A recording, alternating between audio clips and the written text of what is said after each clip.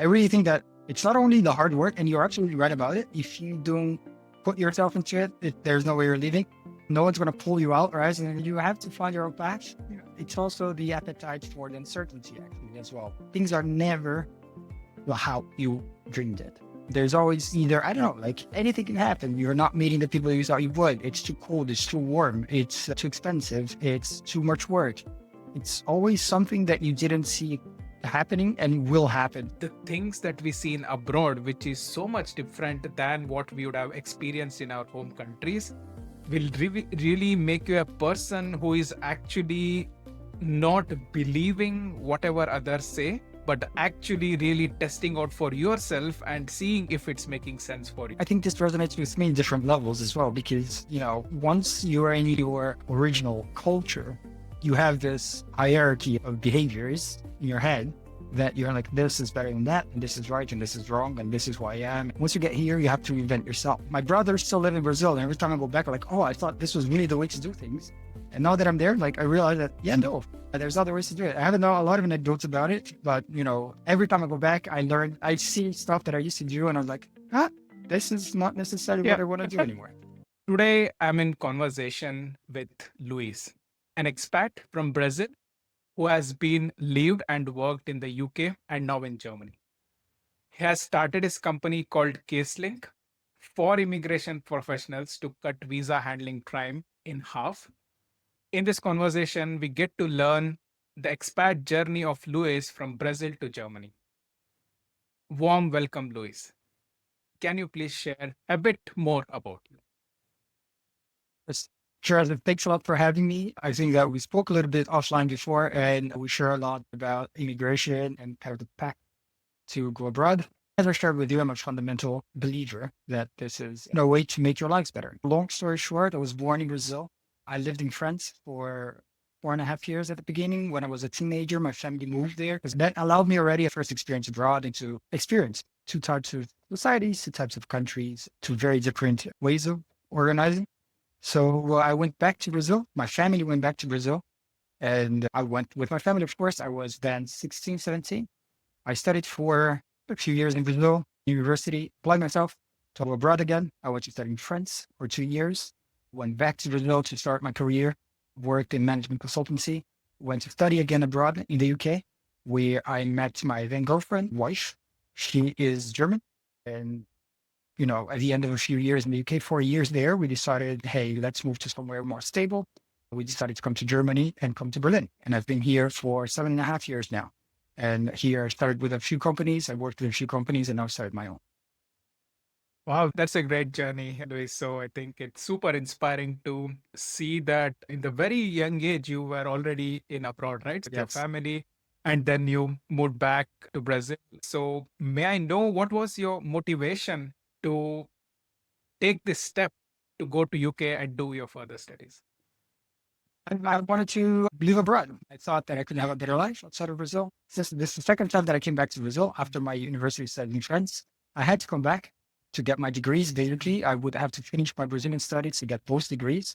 I had the opportunity to stay in France, but I said no. I wanted to come back. But as soon as I stepped back, I was like, look, I worked to make it outside. So I chose a career path that would broaden my horizons and increase my life. And I went to the UK. It was a very university in the UK, but also one of my objectives to extend that period of living outside of Brazil. I never thought I would live forever outside of Brazil.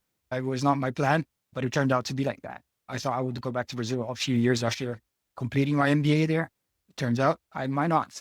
The objective there with studying in London, extending that period outside of Brazil. Nice. Wow. Okay. So when you left Brazil for the second time and then moved to the UK for your further studies, right? Like how hard it was? Is it like, I'm quite sure that from countries like Brazil and also where I come from, India, there are a lot of people who want to make it abroad. So because of the better opportunities, maybe for the better life. So, and as that is the case, for me personally, it was quite hard. So I had to, learn German before I moved to Germany, and choosing the country in itself was hard to me, like, okay, there are hundreds of countries, where can I go? And that was my situation. So for you, were you like crystal clear, okay, my next goal is to go to UK and I study in this particular university? Was it the case or how was it? Very good question. I wanted to do an MBA. I wanted to do an MBA at a reputable university, and I didn't not want to go to the US. So I only applied for MBAs in Europe, basically. This is the second destination, of course. My second choice of destination, Europe. And then I applied for France in Seattle, London, in London Business School, and a couple of MBAs in Spain. Getting to these MBAs is pretty hard. Yeah, I know that. Even if I was working as a consultant, and for all of you out there who ever worked as a consultant, it's a lot of dedication. And I had to apply to these MBAs, and it was a very thoughtful application. It's not just kind of writing and saying you get there. You have to really put a lot of thinking into why you're doing this, into that specific university, and how that or that institution, and how this is going to help you. So this is very hard work. And you also have to study for the GMAT, which takes a lot of time. So GMAT is a better, at least in my time when I did it, it's longer than 10 years ago. GMAT is a better measure of how hard you studied rather than how smart you were. Because if you repeat enough, I know people who did it 5 times with increasing grades. I don't even know if the GMAT is still used today. I was working as a consultant, working on my applications. A consultant works like very hard times, including weekends, working applications, and it's what I call a GMAT. So it's full time on this, more full time than a full time job, if you know what I mean. I had to find magic time to do it. And every Saturday, Sunday, I would forego going out. Luckily, my English was good enough already. So I didn't have to sharpen that. But my applications, my GMAT, all that was pretty tough work on weekends. And I didn't see friends. I didn't see family for a while to make sure that I got it. I've also chose a portfolio of applications that made it kind of more likely that I would leave, basically. So I got admitted into 3 of these universities that I mentioned, which at that time and still are excellent universities, which actually the ranks are very good universities. I made sure that I applied for portfolios. I did have a target, but I also had other options. I kept it open, and I wanted to make sure that I applied for more than one to increase my likelihood of going abroad. I hope that answered this question. So this is about the decision, right? For the MBA, I have to say that I was lucky to choose an institution. They're very good at gathering like-minded people. And it's extremely international. You don't feel like you're in the UK. If you're not London, like it's not just a bunch of Brits.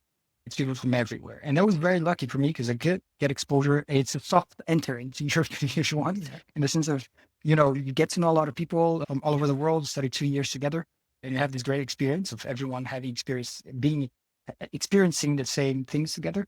It's a very formative part. So I really believe that education kind of, it's really fundamental into that immigration process. And then after that, yes, I lived in London for additional 2 years and then in Germany. We can talk about it, how kind of, how it evolved. But luckily for me, it was hard. The settling in was very easy to manage.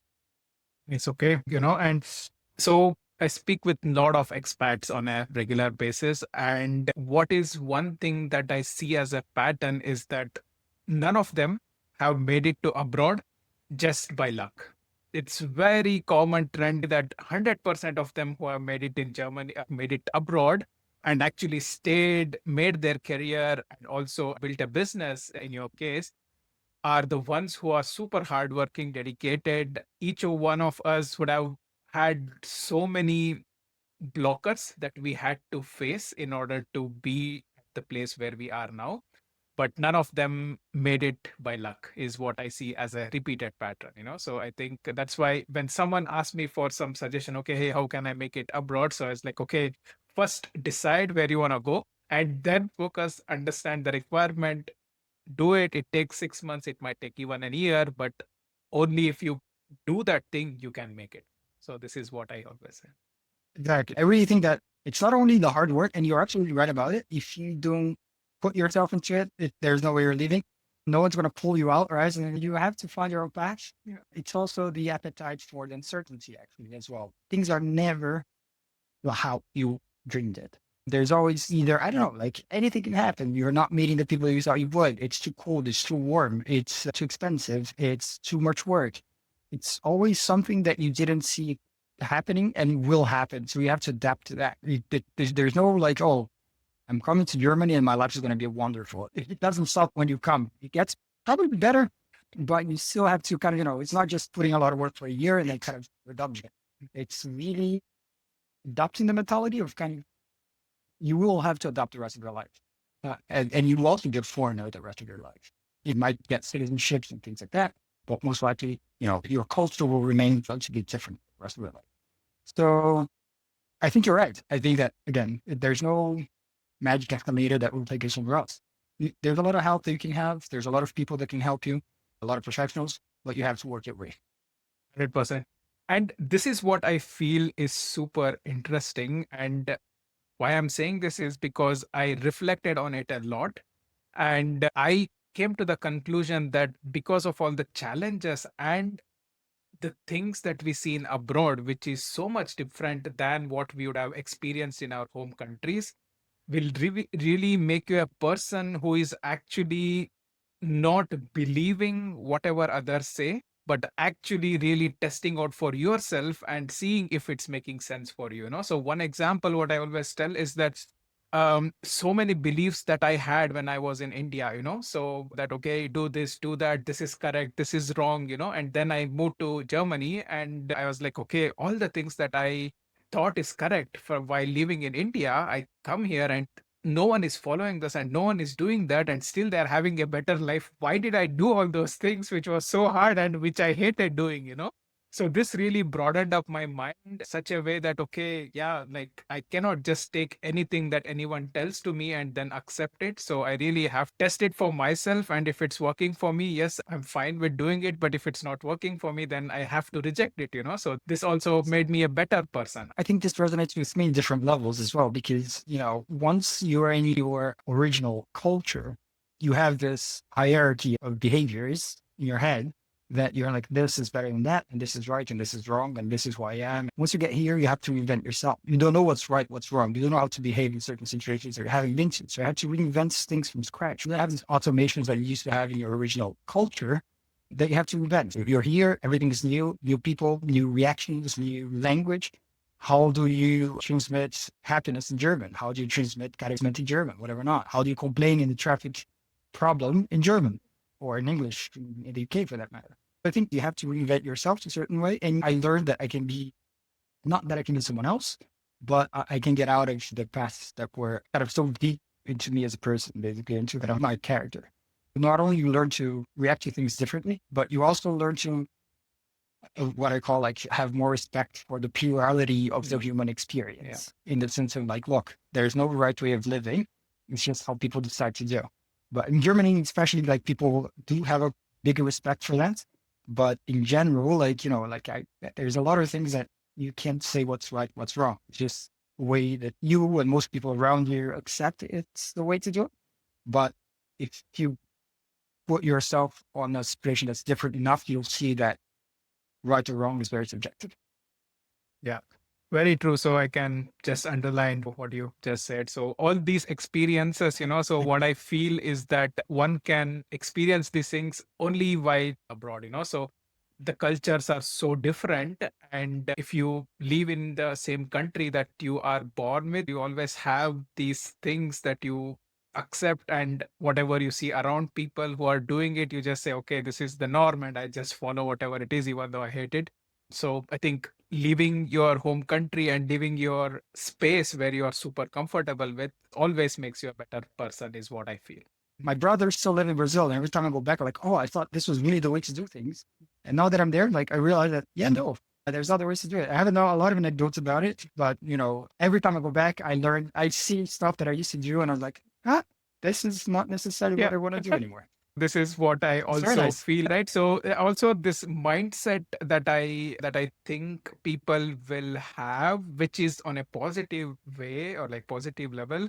So I have a lot of immigrant friends. So basically we all studied in the school together and in the college, and then we all moved to different parts of the world.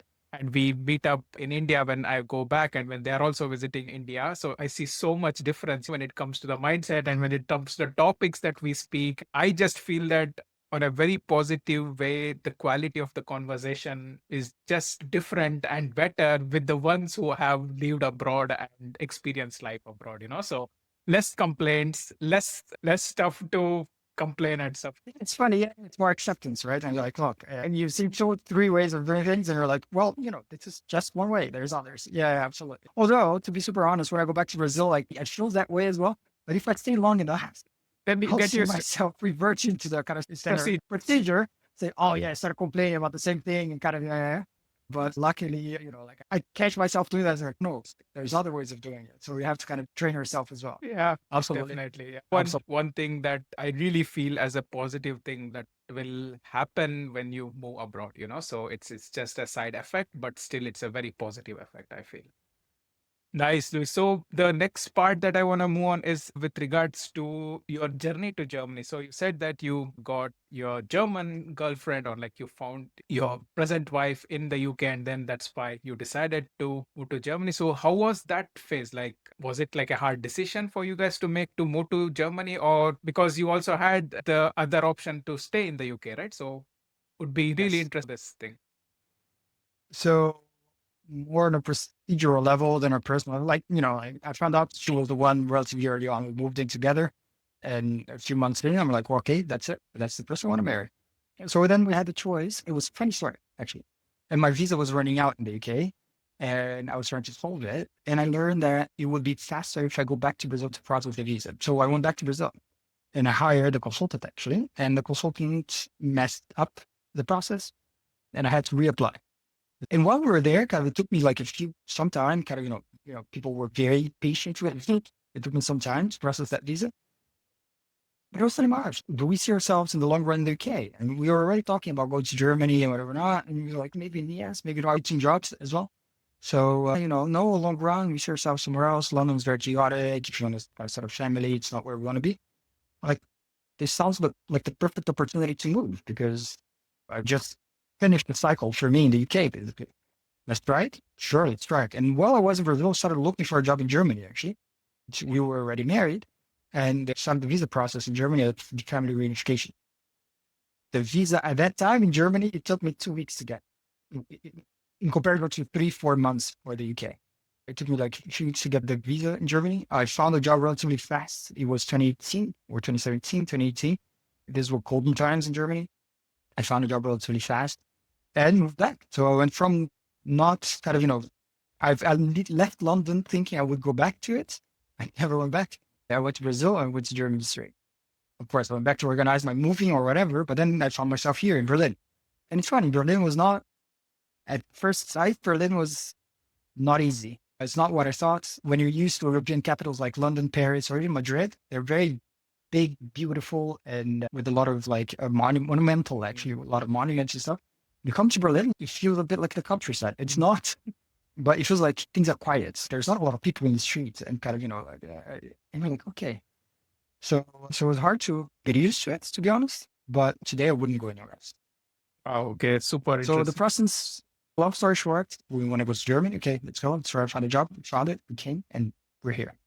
Nice. So yeah, of course, there were bumps in the way. Sure. There's always are. I think once you are in Europe, plus you have the education from Europe, plus the experience in Europe, you said that you worked for 2 years in the UK, right? So I think all these Yes, things exactly. will definitely help you to get your first job in Germany, I guess that's for sure.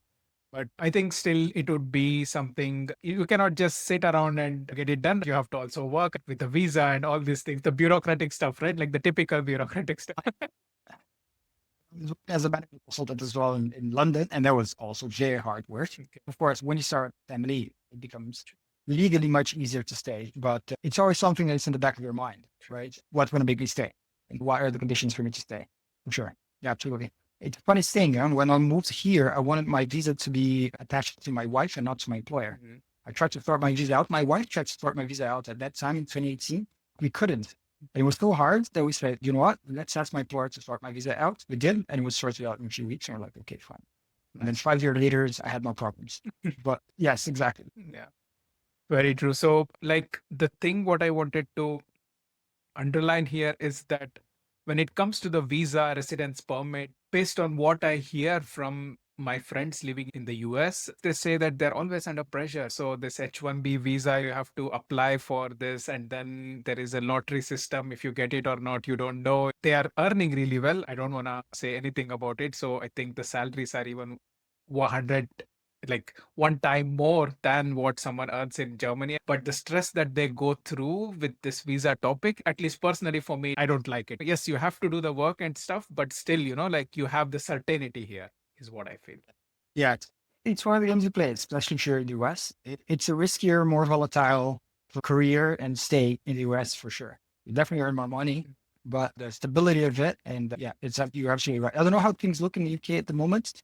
For a while, it was really hard to get a visa. And still today, I think that the student visa rules changed recently.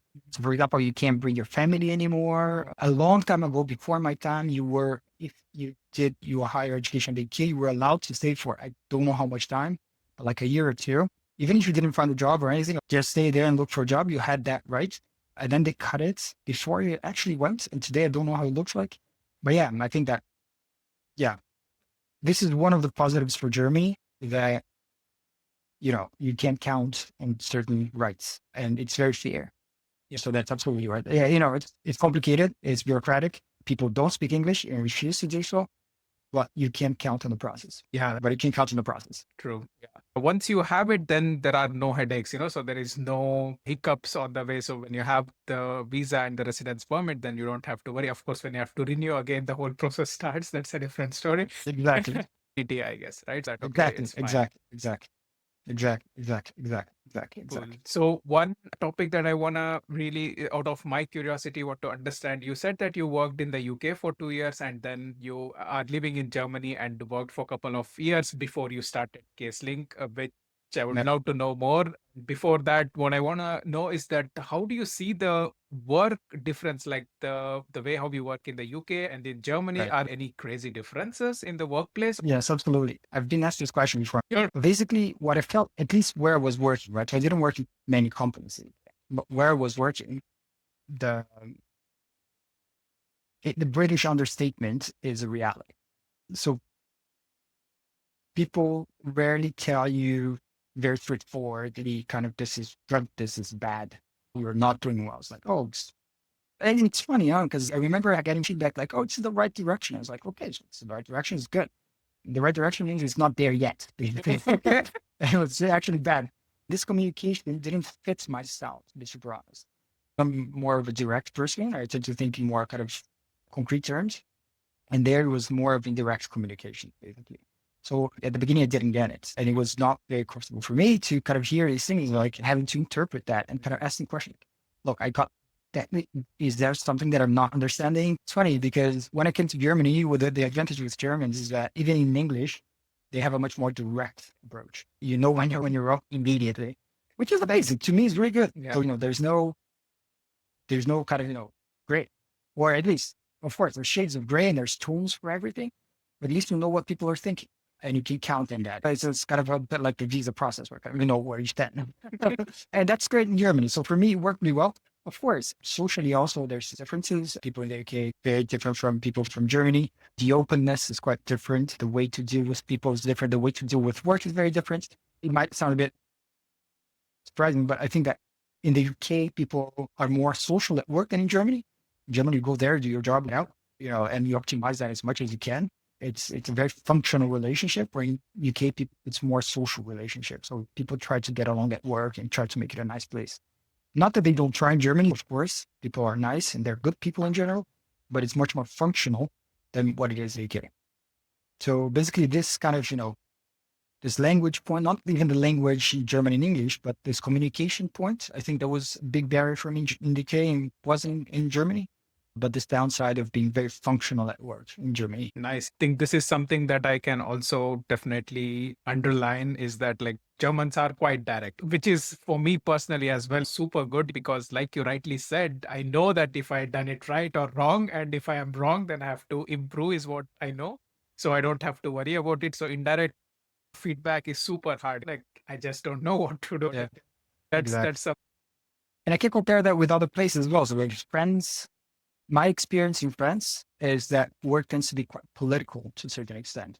Kind of have cliques and kind of have teams. You kind of have people who get along with people and try to kind of have their back and not, which makes it even more complicated if you're not French. I've heard other French people moving to Germany say exactly that. In France, you manage how people perceive you as much as you manage your work. And here, I just have to get my work done and get out. And in Brazil, it's absolutely the opposite. So in Brazil, you really need to get along with people to do work with them. People will only trust you if they can trust you on a personal level. I have an anecdote of a consultant that used to work with me that he didn't mind about sports, but he was following the football news just so whenever we got to the clients, he could talk to football about people so they would create the connection with him. Because fortunately, okay, this guy's kind of, I can relate to him. So then he could do his work. Because if you don't create that social connection, you will never get work done. So yeah, again, right, like something new that people need to understand this. If an expat who is coming from a different country, I think this is something that they have to keep in mind. And all these things will come into place when you are open about learning the new culture, right? So if you are super closed and then come with some expectation in your mind, then you will have a hard time here. But when you are Exactly. open about it, okay, yeah, it's a different country. I'm quite sure that it's a different culture that I will be experiencing. So let me understand how all things work and then react to it accordingly. So if that's the mindset that you have, I think that will really help you to thrive in a new country that you will be leaving to And I see. think it's easier in a direct environment because, you don't need a dictionary to understand what people say. They say what they think. So it's nice. Exactly. Nice. So the next topic that I want to jump on is your company, Luis. So it's super Yes. great that, I mean, you are from Brazil, lived in the UK, so you made it in Germany. You're living in Germany since 7 years. You mentioned so you worked for a couple of years and then you started your own company. And I don't think that many immigrants would do it, which is a brave thing that you did. So first of all, congratulations on that and would really love to know more about it. So like what is this company about, what are you doing with this, and also yeah, like maybe how was the journey for you to get it started? So it's still at the very beginning. So we're less than a year on. So, I wouldn't say I've made it, but Sure. I don't think I've made it yet. So it's very early on for us. So Caselink, what we do basically is that we automate a lot of data processes. So a lot of the manual work that goes behind applying for a visa, we automate that. So kind of filling forms, booking appointments, reviewing documents, all these things that are super repeatable. And of course, for applicants, if you've done it the first time, it's very complicated for you. But if you're on the other side and you're a consultant, you've done it 1,000 times, you know what to look for and you know exactly how the process goes. You also have to be aware of changes in the process and changes in the authorities and kind of everything. With repetition comes knowledge and kind of, you also do that quite frequently. They can automate quite a lot of it. So what happened to me is that in 2022, so it's the second time that I tried to get a visa here in Germany. I tried to apply for it. I tried to understand it. And I thought, okay, there's a language barrier. The translations in the website are not good enough. So I asked my German wife to take a look at it and let's see what I have to do. She spent half a day reading and looking what we had to do. She was like, I don't understand either. The question was, what's the next button we have to push? Where do we submit the documents? She's like, I don't know. I'm not even sure which visa to apply for. And we're like, okay, we have a problem. And we hired a professional to do it for us. And it became the longest exchange I have on my email accounts because everything was done via email. I was like, they need a better platform to do it. It's an industry. There's quite a lot of people out there and people need a better platform to do it because exchanging emails, doing things by hand in 2022, 2023, it's not cutting it anymore. So I started looking into it, and that's where the idea for Caselink came to life, is to basically offer a service of a more automated and tech-assisted visa application. We're using AI to do it. It does not automate it 100%. We don't believe it will be 100% automated in the foreseeable. That's what we're exploring. Wow, that's super interesting. And what you are trying to solve is actually the problem that you faced firsthand. And this means that, yeah, so you are super passionate about helping other people as well who are going through this process, I guess. And yeah, I'm sure that you will try to get as many people's problem solved soon. I think you're already doing it. And I wish that in the future, many more people will also get help from this. So anyone watching this video who happen to have the problems, the link will be shared in the description below. Please do check it out, the link. And I'm sure that you will get the help from Luis as he himself faced this problem. So you will definitely have the solution for your problem. Amazing, Luis. Exactly. Yeah. Exactly. Amazing. Thank you. Especially if you're a professional, should you really want with immigration, we can help. We can. Yeah, I think that's really amazing.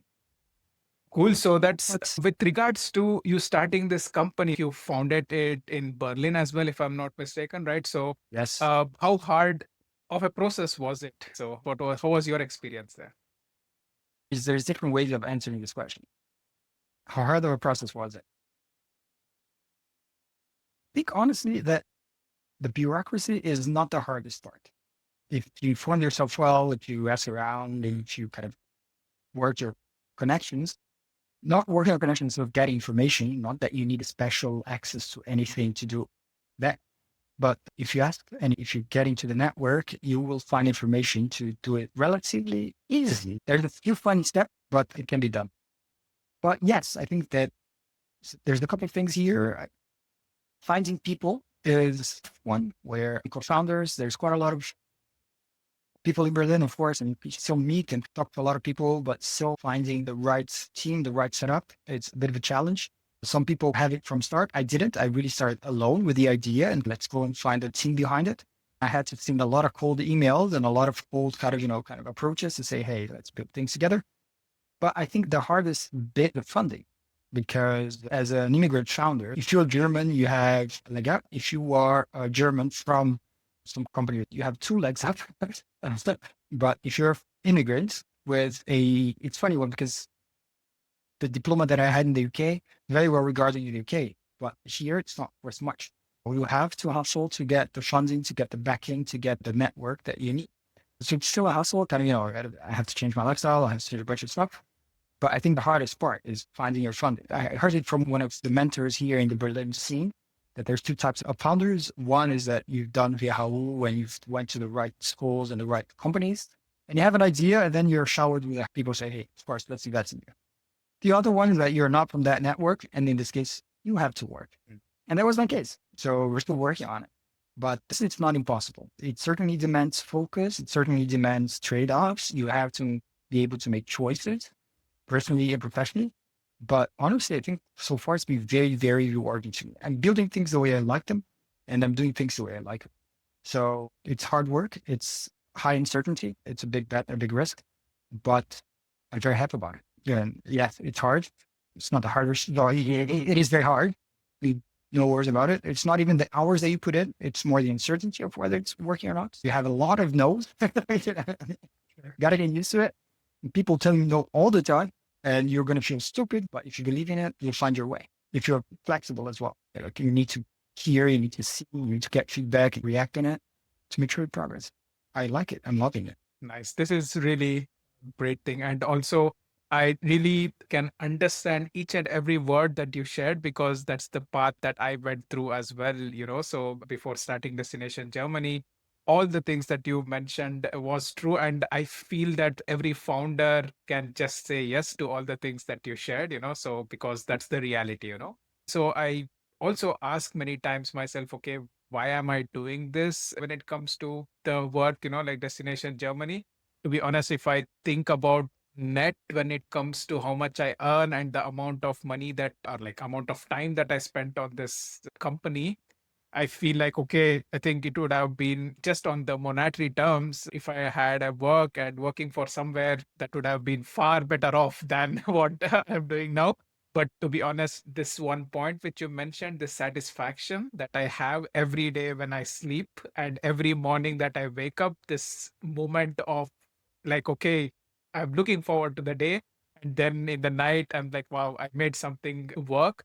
So this I never get it, and even though for me as a founder, this is something that I crave for. And yeah, that's something that I cannot get. It's definitely not about the money. I actually heard of teams that split months in because one founder said, hey, I thought I would be a millionaire by now. And could you further forget? So it's not about the money. You're not going to be a millionaire overnight just because you decided to become a founder, but you'll definitely get a lot more satisfaction from your work. And the funny thing is that it's hard not to have a boss as well because, you wake up and no one tells you exactly what to do, what's good, what's bad, what you could happen. You just have to go out there and discover it for yourself. So that's this discovery process that I'm super comfortable with and I really like it. And I thought I wouldn't, but I'm really liking it, which is kind of find something that's valuable for someone and work on it. Yeah. And this is very, very rewarding to an extent to be able to say, hey, I understood people enough to create value for them. And it's not someone telling me that, hey, this is it, this is not it. And you get a 6 months performance review and whatever not. Like you're really kind of doing it in a very, it's not a natural, but it's a non-structured way. And I think this is a nice challenge to have. So very happy about it. Really am. Personally, professionally, I mean, it's very, yeah, I really like it. It's amazing, Luis. So that's so cool. Yeah, like someone who is thinking about starting, you are an immigrant and you tell yourself a story. Ah, okay, I'm an immigrant. Maybe I cannot make it. So here is the example of Luis. Yes, even though he tells that, okay, I have not yet made it, I'm quite sure that he will make it. But like you are even far ahead than people who have thinking about it for years and have not started. So at least you took this right step and get it started. So I think this is already very inspiring for many people. So there is an example. So if you are also thinking about it, just go for it. Worst case is that, yeah, it won't work, but you learn a ton, so you yourself personally, I think by failing in a lot of things, you will learn a lot and that will be an asset for you forever, so just by taking this risk and working on the passion project that you have. Absolutely. Nicely. So we are slowly approaching to the end of our conversation. So one question that I want to ask before we wrap it up is, Luis, like you are living in Germany for last 7 years. What are your future plans based on the current scenario? Yes, but what are your future plans? Are you planning to stay longer in Germany or are you planning to go back? What are your future? It's a very good question. So not necessarily with scenarios, but more like probabilities to a certain extent. And what happens if things stay as they are? I plan to stay here. So I was super well settled. I have 2 daughters here. The education system here is amazing. They're learning Portuguese at home and kind of speaking German outside. We're very well settled in Berlin. Berlin's a very livable city. So we carved our space here and we're happy to stay here. Of course, politically in Germany, things are taking a increasingly more extreme turn and less attractive for immigrants. So that's something that needs to be monitored. I've applied for my citizenship in Germany. Becoming a citizenship, not necessarily in Germany, but in Europe, makes it easier for you to travel within Europe. So if that's the case, I always like to have a backup plan, kind of have somewhere to go in case things turn bad. And, the last resort is also going back to Brazil. My entire family is, so we're also looking for Brazilian passports for my entire family. We're applying for other passports, not because I don't believe in Germany, but I'm not sure if Germany will tolerate immigrants forever like that. So something could happen where I have to have alternatives. And it's sad because I'm the biggest believer in Einigkeit, Recht und Freiheit, which for the listeners out there is the first 2 words of the German anthem, saying like unity, right, and freedom. And this is what Germany offers you. And I think they do it by the book. But, again, like the system that is here is something that's fragile and unique and needs to be defended and needs to be praised as well. If this keeps working like that, I won't go anywhere. I love it here. I'm not close to the sea, I'm close to the ocean, which is a big thing for me. But in spite of that, I think this is a great country to live in. Nice. Thank you so much for sharing that. If someone want to say hi or maybe reach out to get help for the business that you are running, which is the right place for them to say hi? I think my email is also on our website, so you can look it up. But yeah, my professional, I think my professional email is the easiest one to come around. And yes, get in touch. Awesome. I'll also leave the link of your LinkedIn profile so that they can also check it out. That's a good idea as well. Are you up to what are your company up to? So they can also get that infos there, I guess. So I will be leaving that as well. So Luis, yes, once again, thank you so much for this great conversation. I think this has been a very interesting one. And also it was very nice to know more about your personal life and how you made it to Germany. And this can be definitely some motivation for someone who is in your shoes 7 years back, So thank you once again for joining me today. And I'm super thankful. Yeah, I think if anyone's in doubt, I mean, for me, the adventure is really worth it. It's an adventure. It's not a defined thing that you just gonna do it and you know what the outcome is. You have to be open.